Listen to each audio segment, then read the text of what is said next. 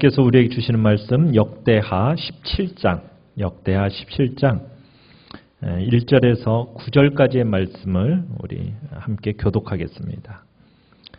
구약성경 676페이지 역대하 17장 1절에서 9절까지 역대하 17장 1절에서 9절까지의 말씀을 교독하겠습니다. 17장 1절입니다. 아사의 아들 여호사밧이 대신하여 왕이 되어 스스로 강하게 하여 이스라엘을 방어하되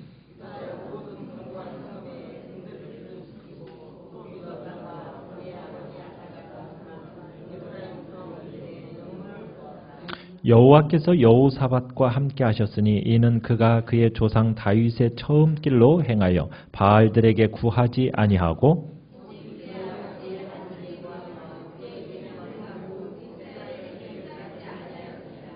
그러므로 여호와께서 나라를 그의 손에서 견고하게 하심에 유다 무리가 여호사밧에게 예물을 드렸으므로 그가 부귀와 영광을 크게 떨쳤더라.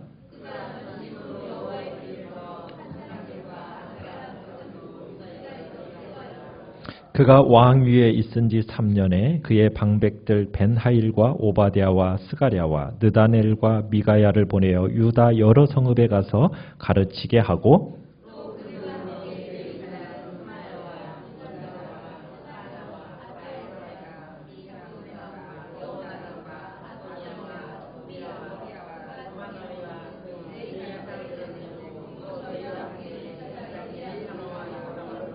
같이 읽습니다. 그들이 여호와의 율법책을 가지고 유다에서 가르치되 그 모든 유다 성읍들로 두루 다니며 백성들을 가르쳤더라. 아멘. 오늘 말씀의 제목은 여호사밧 말씀으로 개혁하다라는 제목으로 말씀을 나누고자 합니다. 지금 이스라엘이 북쪽 이스라엘과 남쪽 유다로 갈라져 있는 시대의 지금 배경을 우리가 계속해서 보고 있는데요. 폭군 아합이 북이스라엘을 다스리던 시절에 남쪽 유다에서는 아사 왕의 뒤를 이어서 여호사밧이 새 왕이 되었습니다. 여호사밧의 아버지의 이름은 누구라고요? 아사입니다. 아사는 어떤 사람이었습니까? 하나님을 믿는 굳센 믿음으로 무장한 사람이었고 그는 재임 초기부터 나라 곳곳에 우상산당을 다 없애고 여호와의 단을 중수하고 개혁을 단행한 사람이 바로 아사라는 왕이었습니다. 그러니까 우상 숭배하는 자기의 모친 그 태후의 위까지도 패할 정도로 그만큼 거룩한 개혁의 의지가 단호했던 사람이 바로 아사 왕입니다. 하나님께서는 이 아사를 축복하셨죠. 그래서 구스라는 100만 대군이 유다를 침공했을 때 하나님께서는 기적같이 승리를 안겨주시기도 하셨습니다. 그리고 이 아사라는 왕이 나라를 다스리는 횟수는 무려 41년이라는 긴 세월을 유다의 왕으로 있으면서 유다 나라의 위세를 크게 떨쳤어요. 그런데 안타까운 일이 있었습니다. 아사의 말년이에요. 아사의 말년이 안타깝게도 인간적인 방법으로 이스라엘의 침공을 막다가 하나님의 진노를 사게 됩니다. 참, 이 말년에 하나님과의 그 관계가 갑자기 틀어지면서 아사 또한 하나님께 감정이 상해버려요. 그래가지고 죽는 날까지 하나님을 찾지 않게 됩니다. 참 그런 안타까움 속에 어떻게 보면 아사의 마지막 생애가 끝나요. 그렇다 하더라도 그 아버지를 봤던 여호사밧에게 있어서는 장기간 유다를 잘 다스린 아버지 아사의 그늘이 너무 컸기 때문에 참 아버지의 뒤를 잇는다라는 것은 여호사밧에게 참 부담이 되는 일이기도 했을 겁니다. 그렇지만 이 여호사밧이 곧 거룩하고 탁월한 지도력을 발휘하면서 참으로 오늘 우리가 이제 그 모습을 보게 됩니다. 여호사밧이 이제 붙인 아사가 병들어 죽기까지 3년 동안 나라를 같이 다스려요. 공동으로 다스립니다. 그러면서 아버지가 죽고 나서 이제 단독 통치를 이제 시작하게 되는데 여호사밧이 아버지와 함께 공동으로 통치한 기간까지 합쳐가지고 25년 동안 유다를 다스리게 됩니다. 그러면서 유다의 성군이라고 말하는 유다의 최고의 성군들이 3명이 있는데 그 중에 하나로 이 여호사밧이 칭송을 얻게 되죠. 오늘 1절을 보시면은 여호사밧이 제일 처음 그가 왕위에 있으면서 눈을 돌려서 한 일이 있습니다. 1절 무엇을 했습니까? 1절에 보시면 스스로 강하게 하여 어디를 방어했습니까? 이스라엘을 방어했습니다. 여호사밧의 아버지 아사는 이스라엘이 공격해 오니까 어떻게 했느냐면 다른 나라를 의지해서 외국의 도움을 의지해서 막으려고 했었어요. 그런데 여호사밧은 이 붙인 아사왕을 본받지 않고 자주 국방에 힘써서 이 경계했던 적이 이스라엘로부터 스스로 강하게 하면서 이제 이 이스라엘을 방어하게 되는 겁니다. 아버지 아사가 통치하던 후반기에 이스라엘의 바하사라는 왕이 침공했었어요. 유다를. 그러면서 유다와 이스라엘의 이 긴장 관계가 계속되고 있었거든요. 그 당시만 하더라도 이스라엘이 군사력에 있어서 수적으로도 우위에 있었기 때문에 항상 이 북이스라엘이 남유다를 침공할 그런 기회를 엿보고 있었습니다. 그런데다가 아사 왕이 죽고 여호사밧이 이제 왕이 되면서 어떻게 보면은 리더십에 지금 전환기를 맞이하게 되니까 북쪽에서 남유다를 공격할 수 있는 빌미가 되어지지 않겠습니까? 그러니까 이스라엘을 맞설 국력을 키우는 일에 여호사밧이 집중했던 것입니다. 그러면서 어떤 일을 했느냐? 2절에 보시면은 유다 모든 견고한 성읍, 그러니까 아버지 아사가 요새화 시켜놨던 그 견고한 성읍들에다가 군사를 주둔시킵니다. 배치합니다. 그러면서 이스라엘의 침략에 대비를 합니다. 거기에다가 아버지 아사가 정복한 에브라임 성읍이 있는데 그 성읍은 군사적인 요충지인데 거기를 어떻게 했다고요? 영문들을 두었다 이렇게 얘기하고 있습니다. 영문이라는 것은 그 당시에 이제 군사적으로 잘 이제 요새화했다는 얘기예요. 그래서 국방을 강화하면서 이스라엘의 공격에 여호사밧이 대비를 하게 돼요. 그러니까 탁월한 어떤 정치적인 능력을 보여주게 된 거죠. 뿐만 아니라 여호사밧은 어떠한 사람이었느냐? 우리 3절을 같이 한번 읽어보겠습니다. 시작. 여호와께서 여호사밧과 함께 하셨으니 이는 그가 그의 조상 다윗의 처음 길로 행하여 바알들에게 구하지 아니하고. 탁월한 정치적인 능력뿐만 아니라 여호사밧은 하나님을 온전히 경외한 경건한 왕이었습니다. 그러면서 여기에서 몇 가지를 이 여호사밧의 순종의 삶에 대한 몇 가지를 강조를 하는데, 자 3절에 보면 여호와께서 여호사밧과 뭐 하셨다? 함께 하셨다. 자, 그 얘기를 하시고요. 그 다음에서 이는 그가 그의 조상 다윗의 무슨 길로? 처음 길로 행했다. 여러분 다윗의 처음 길, 다윗의 초창기. 여러분 다윗의 초창기 하면 어떤 이미지가 강합니까? 정말 진실한 신앙생활을 했던 다윗의 모습이었다는 것을 우리가 기억하지 않습니까? 그러니까 왕들의 이야기를 우리가 쭉 보면요. 열왕기나 역대기를 보면은 최고의 칭찬이 뭐죠? 왕들에게서 최고의 칭찬. 다윗과 같았다. 이게 최고의 칭찬이에요. 그런데 여호사밧을 향해서는 뭐라고 지금 또 얘기하고 있습니까? 다윗의 처음 길. 처음 길이라고 하면 신앙에 있어서 어느 정도예요? 가장 최고의 전성기의 그 모습과 같이 아주 가장 순수하고 강했던 그 초반기처럼 여호사밧이 행했다. 지금 이렇게 칭찬을 하고 있는 겁니다. 그러면서 여호사밧이 인생의 위기 상황 속에서 그 신앙이 또한 흔들리지 않아요. 본문 3절 뒤에 보면은 처음 길로 행했다라는 모습 속에서 뭘 얘기합니까? 바알들에게 구하지 않았다. 바알들에게 구하지 않았다는 것은 우상에게 눈길 한번 주지 않았다는 거예요. 눈길 한번 주지 않았다는 거예요. 여호와가 시기하시는 하나님, 질투하시는 하나님이라는 것을 잘 알고 있었기 때문에 하나님께로만 오직 눈을 향하고 다른 우상에게는 눈길 한번 주지 않았다는 거예요. 여러분, 평소에는 세련되고 학식이 있는 사람도요, 상황이 조금 어렵고 환경이 힘들어지면 어디를 찾아가는지 아세요? 무속인을 찾아가요. 무속인을 찾아가서 앞날을 물어봐요. 여러분, 교회 다니는 분들 중에요, 장가 가고 시집 간다고 하면은 아니 궁합 따져요. 사주를 보는 사람들이 있어요. 교인들 중에도 그래요. 교인들 중에도. 여러분, 눈길 한번 주지 않아야 된다고요.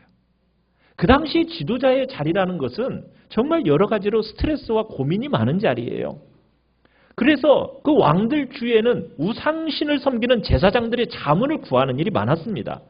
그러나 이 젊은 왕 여호사밧 같은 경우에는 그 당시 많은 왕들의 습관을 결연하게 끊어버리고 우상신을 숭배하는 제사장의 자문을 거부하면서 어렵고 위기에 부딪힌다 할지라도 절대로 눈길 한번 어디에 주지 않았다고요?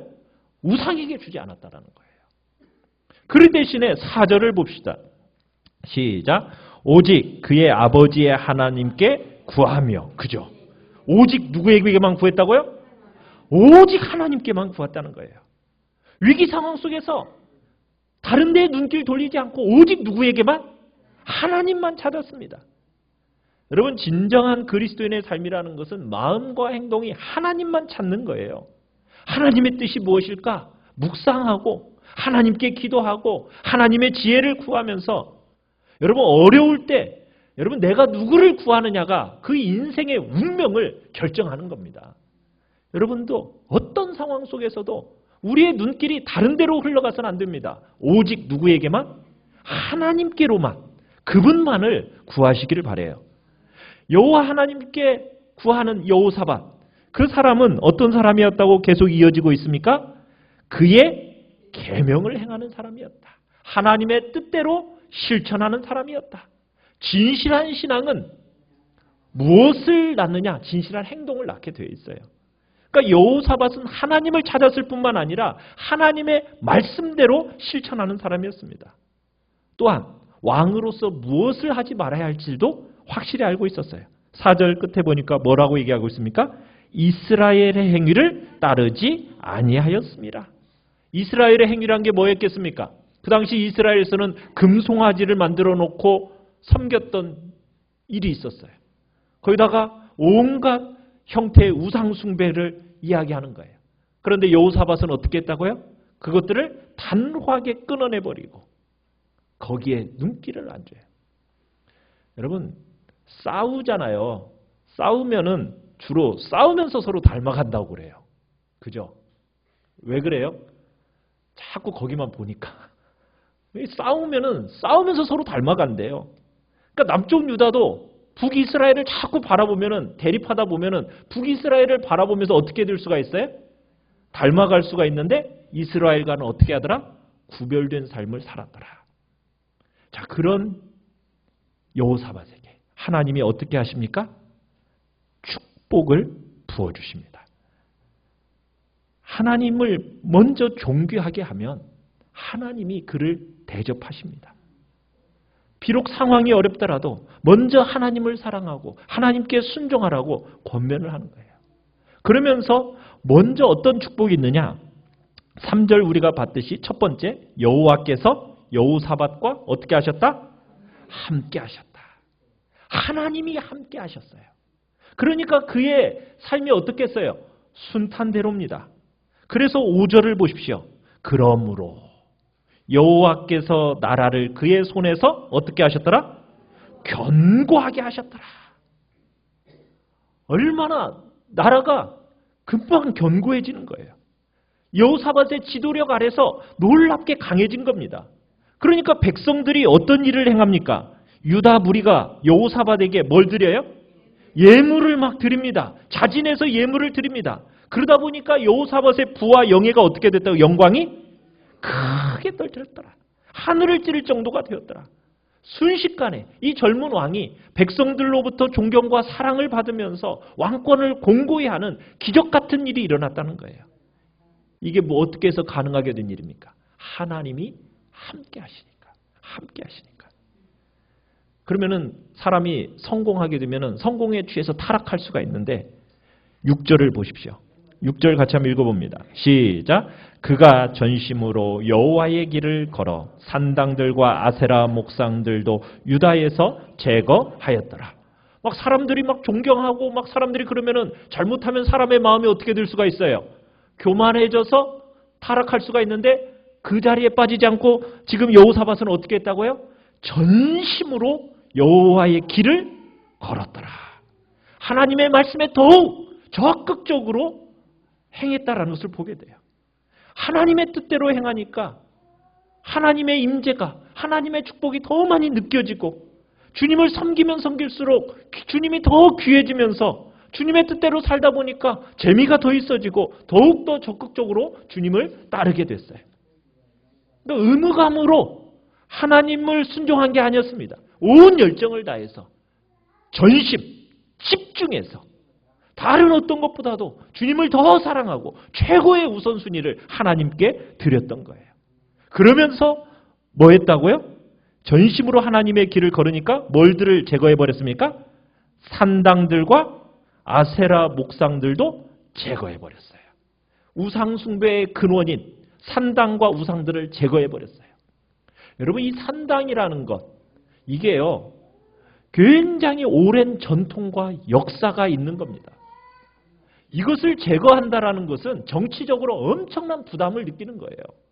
사람들이 그곳에 가서 제사도 드리고 하는 그것을요, 싹 제거해버린다라는 것은 엄청난 부담이 있는 건데, 여호사밧은 이미 하나님이 어떤 분이신지를 경험하니까, 잘 아니까 비장한 각오로 그 산당을 제거해버리고 그 옆에 있는 아세라 목상 제거해버리는 거예요. 전심으로 여호와를 찾아요.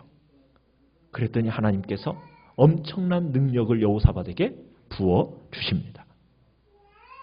산당과 우상을 파괴하고 우상 숭배의 근원을 제거한 여호사밧은 백성들이 적극적으로 이제 무엇을 하기 시작합니까? 7절에 가보시니까, 자, 왕위에 있은 지 3년이 지난 후에 지금 이제 7절에서 9절까지의 말씀을 보면 뭘 하기 시작해요?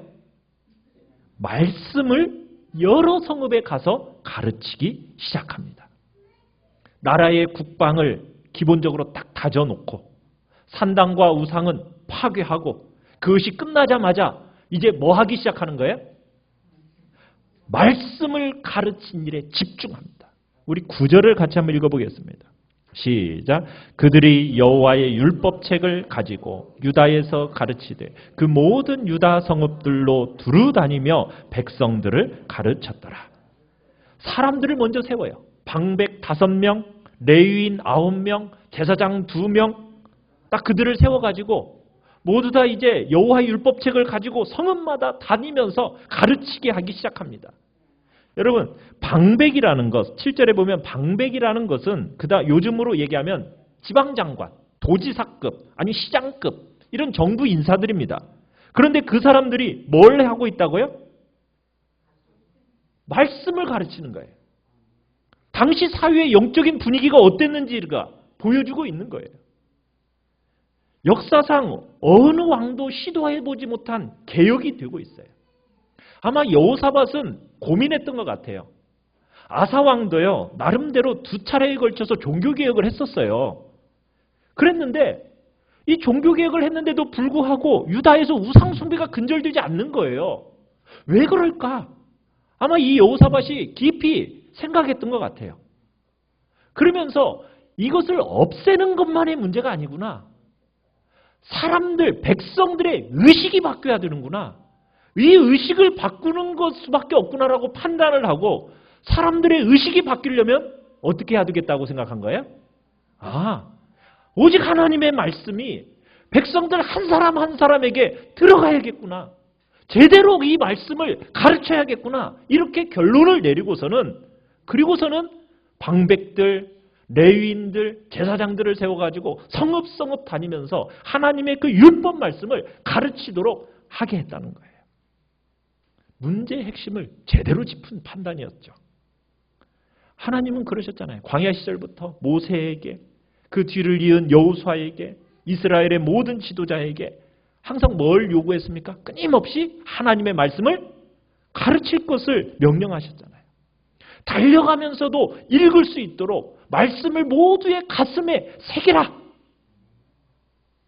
여러분, 말씀이 흐릿해지면요, 개인도, 가정도, 교회도, 국가도 다 망하는 거예요. 위기 가운데서 개인이나 교회나 국가가 살아남는 것은 어떻게 하면 살아나게 될까요? 하나님의 말씀을 듣기 시작하는 순간부터 살아나게 되는 거예요. 그래서 여호사밧은 유다 곳곳에 사람들을 보내면서 말씀을 가르쳤던 거예요. 저도 우리 교회가, 우리 구역장님들이 정말 말씀으로 정말 가정가정마다 말씀들이 세워지는 그런 교회가 되기를 원해요. 그래야 살아요. 다른 게 없어요. 말씀으로 살아나는 거예요. 가정도 마찬가지예요. 말씀에 부응이 있어야 살아나게 돼요. 말씀으로 기초를 다진 국가. 그러니까 세상이 어떻게 됩니까? 우리 10절을 같이 한번 읽어볼까요? 10절 시작. 여호와께서 유다 사방의 모든 나라에 두려움을 주사 여호사밧과 싸우지 못하게 하시며. 말씀으로 기초를 딱 다져버리니까요, 어떤 일이 일어났어요? 세상 그 누구도 함부로 건드리지를 못하는 강한 나라가 돼버린 거예요. 말씀을 직접 백성들에게 가르치면서 온전한 개혁에 힘쓰니까 이에 대한 보상으로 하나님이 주변 열국들로 하여금 이 유다를 두려워하게 만드십니다. 여러분, 싸움이라는 것은 물리적 충돌이 아니에요. 그 전에 먼저 뭐예요? 정신력으로 판가름이 나는 거거든요. 하나님이 주변 열국들에게 두려움을 탁 불어넣으시니까 싸워보기도 전에 어떤 일이 일어났어요? 그들이 전의를 상실해버리는 거예요. 주기 초부터 여호사밧은 어쨌든 대적들의 침략에 대비해서 국방을 강화했어요. 그러나 아무리 인간적으로 준비해도요, 하나님의 도우심이 없으면 아무것도 아니에요. 하나님을 전심으로 구하는 그 여호사밧을 향한 하나님의 축복으로 유다는 주변 국가들 두려워하는 강한 나라가 되었습니다. 그러면서 11절에 보시면 블레셋 사람들, 여러분 블레셋이 어떤 나라입니까? 사사시대 이후로 늘 이스라엘을 대적하고 괴롭혀왔던 나라잖아요. 그런데 그 블레셋이 어떻게 했다고요? 여호사밧에게 예물을 드리고 은으로 조공을 바쳤다는 거예요. 거기다 또 아라비아 사람들, 이건 이스라엘 맞은편에 있는 광활한 사막에 거하던 이스마엘 후손들인데 이 사람들이 주로 목축업에 종사했어요. 강력한 군사력도 갖추고 있어요. 그런데 이들이 뭐 하고 있습니까? 짐승떼를 여호사밧에게 바치고 있다라는 거예요. 유다하고 전쟁할 뜻이 없다라는 거예요. 가장 골칫거리였던 세력들이 싸움 한 번 없이 여호사밧에게 머리를 조아립니다. 여러분, 하나님이 함께 하시면요, 이런 기적이 일어나요. 우리가 전심으로 하나님을 섬기면요, 그 누구도 우리를 함부로 못 건드려요. 우리에게 가장 껄끄럽던 사람들이, 우리를 가장 괴롭히는 사람들이, 그런 사람들이 도리어 우리를 부드럽게 대하고 오히려 우리를 어려워하기 시작하게 된다는 거예요. 자, 그러면은 방심할 수 있을 텐데 여호사밧은 방심하지 않아요. 오히려 어떻게 합니까? 12절 같이 한번 읽어볼까요? 시작. 여호사밧이 점점 강대하여 유다의 견고한 요새와 국고성을 건축하고. 점점 강대해지니까 방심하는 게 아니라 오히려 점점 더 견고한 요새, 국고성을 건축하면서, 국고성은 전쟁에 필요한 물자, 무기를 비축해두는 성인데 그런 성들을 많이 공사를 하면서 전쟁에 대비한 모든 성을 요새화시켜요. 13절에도 보면 여러 성에 공사하고 그 다음에는 용맹스러운 군사들을 배치하기 시작합니다. 그러면서 14절에 가보면은 군사의 수요대로 이제 족속대로 이제 효율적으로 재조직하기 시작하는데 군대 장관으로 유다 출신의 3명의 장관, 베냐민 출신의 2명의 군대 장관을 딱 두어서 군대를 지휘하게 합니다.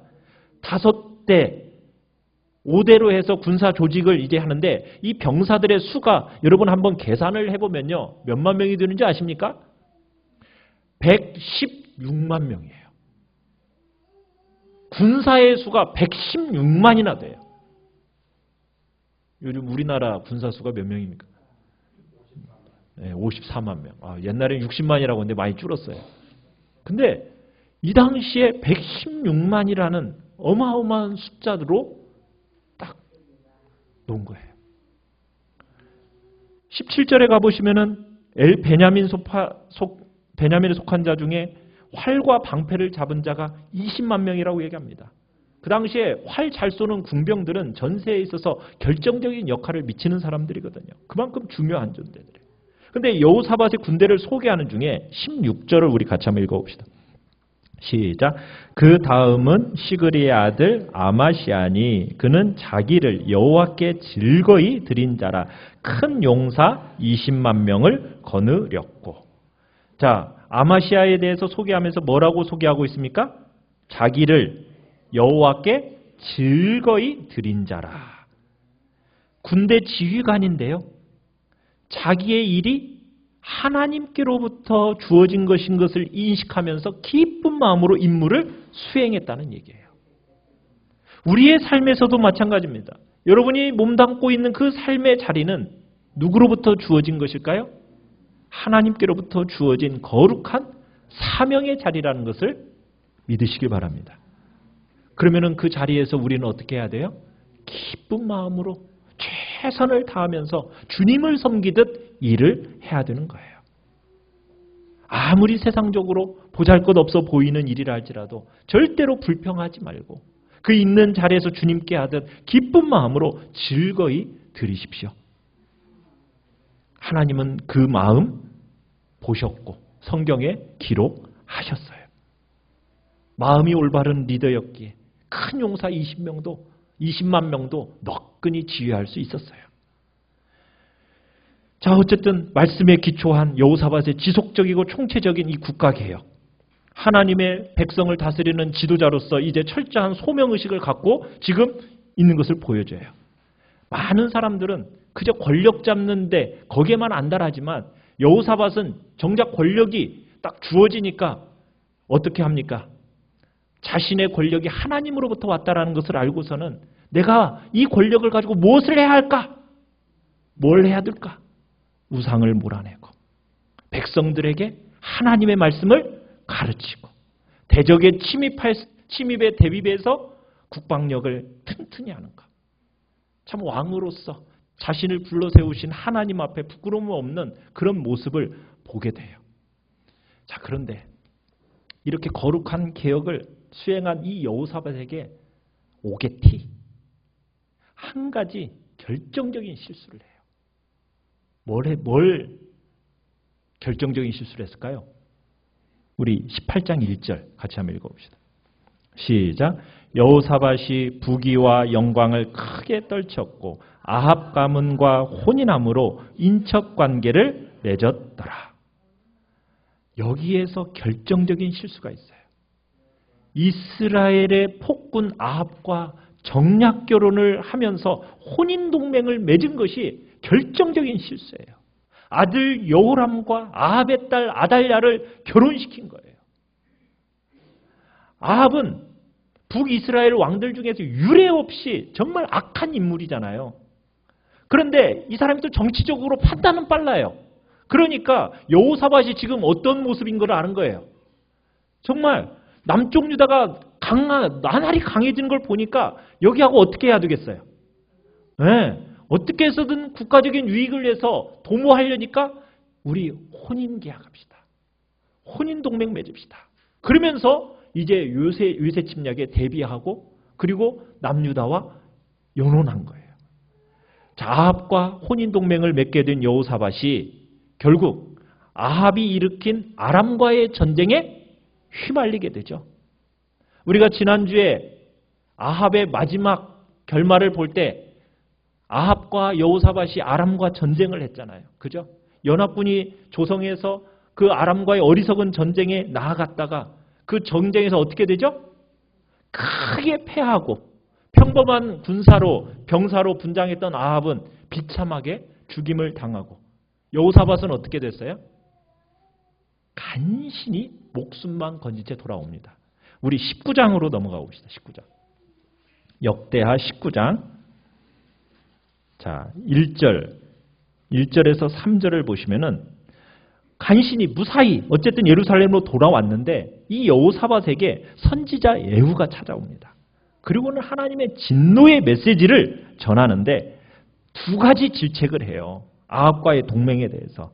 우리 2절 같이 한번 읽어보죠. 시작. 하나니의 아들 선견자 예후가 나가서 여호사밧 왕을 맞아 이르되 왕이 악한 자를 돕고 여호와를 미워하는 자들을 사랑하는 것이 옳으니까?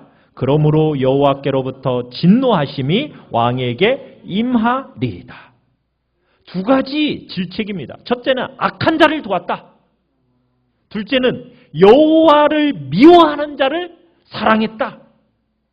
여러분, 말씀을 거역하고 선지자를 박해하고 온 나라를 우상 숭배로 이끈 이 아합, 여호와를 미워하는 자, 이를 사랑한 것이, 그것이 하나님의 진노하심을 이끄는 왕에게 임하게 했다라고 얘기하는 거예요. 여러분, 악한 대적하고는 손을 잡아서는 안 됩니다. 하나님을 미워하는 자와는 친구가 되어서는 안 돼요. 불쌍히는 여기십시오. 그들이 회개하도록 도울 수는 있습니다. 그렇지만 그런 자와 연합해서 어떤 결혼으로, 우정으로, 사업 파트너로 여러분 그렇게 되어가면요, 그 위험천만한 일이 되는 거예요. 하나님을 미워하는 자와는 그렇게 가서는 안 돼요. 그런데 하나님이 주신 성공을 여호사밧이 인간적인 처세술로 지키려고 했다가 얼마나 비참하게 되는가. 여러분, 그토록 총애를 받던 이 여호사밧, 한 번의 이 판단 착오가요, 아합과 손을 잡은 까닭에 얼마나 큰 공경이 이 유다에 임하게 되는지 아십니까? 우리가 이제 보게 될 거예요. 아달랴라는 그 아합의 딸이 얼마나 좀 악한 여자인지를 우리가 보게 될 건데, 여러분, 아무리 자기 혼자 잘해도 소용없어요. 악인과 함께 걸어가면요, 같이 망해요. 그래서 같이 손잡고 그렇게 가서는 안 돼요. 하나님의 이러한 일련의 징계에도 불구하고 하나님은 기억하셨어요. 여호사밧이 한 일을 기억하셨어요. 3절을 읽어보겠습니다. 19장 3절 시작. 그러나 왕에게 선한 일도 있으니 이는 왕이 아세라 목상들을 이 땅에서 없애고 마음을 기울여 하나님을 찾음이니이다 하였더라. 하나님이 이건 인정하셨어요. 징계 가운데서도 여호와 하나님께서 여호사밧에게 은혜를 베풀어 주세요. 하나님은 그런 분이세요. 징계 속에서도 자비를 베푸시는 분.